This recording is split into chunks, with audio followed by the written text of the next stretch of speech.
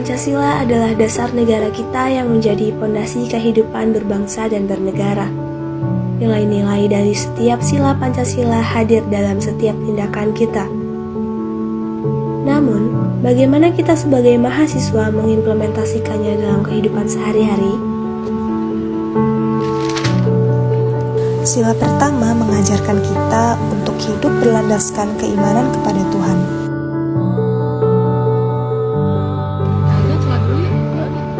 Terlihat dari bagaimana kita saling mengingatkan dan mengajak satu sama lain untuk beribadah.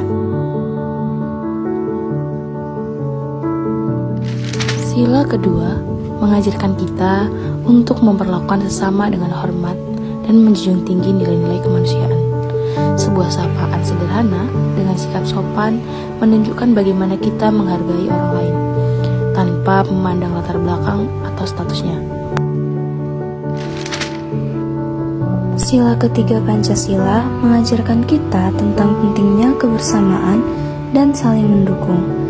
Persatuan dimulai dari hal kecil seperti membantu teman yang sedang kesulitan, termasuk dalam belajar.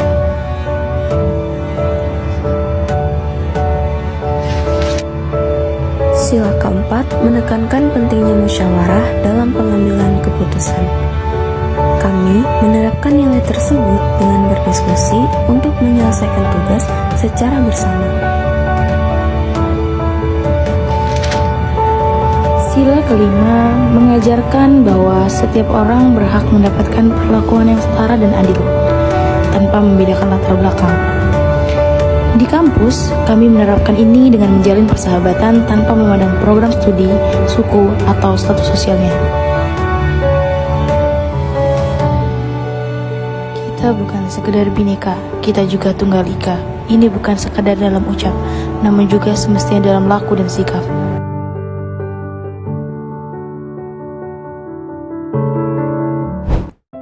Di setiap sudut kota, di tengah riuh rendah kehidupan ada cerita yang tak terdengar. Cerita tentang perjuangan, tentang harapan, dan tentang cinta tanpa syarat. Ini adalah kisah Ibu Ayu. Bagi dunia, ia mungkin hanya satu dari sekian banyak wajah yang kita lewati. Tapi bagi anak-anak ini, ia adalah seluruh dunianya. Seorang ibu rumah tangga yang seharusnya merajut mimpi di dalam hangatnya rumah, kini harus merajut harapan di kerasnya jalanan. Setiap uluran tangannya bukan tanda menyerah, melainkan bukti perjuangan. Lihatlah mata-mata kecil ini, mereka mungkin tidak mengerti sepenuhnya mengapa taman bermain mereka adalah trotoar dan mengapa lagu pengantar tidur mereka adalah deru kendaraan.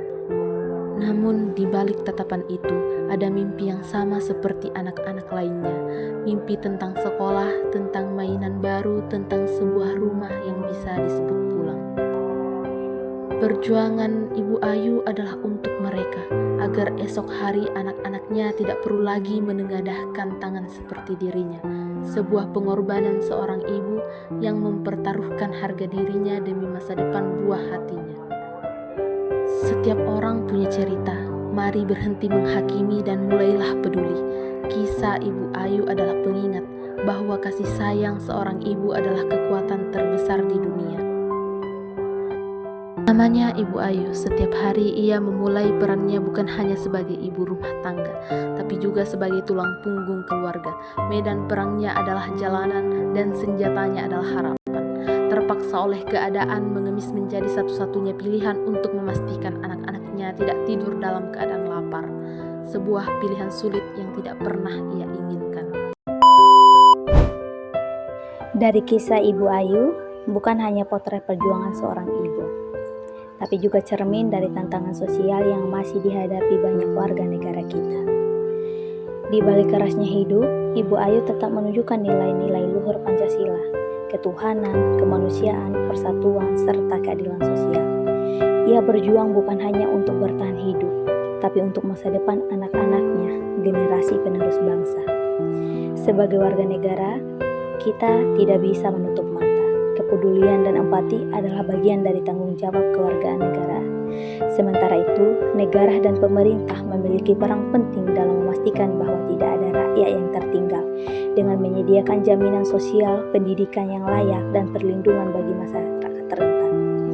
Semoga kisah ini menjadi pengingat bagi kita semua bahwa perubahan dimulai dari kepedulian dan bangsa yang kuat lahir dari rakyat yang saling menjaga.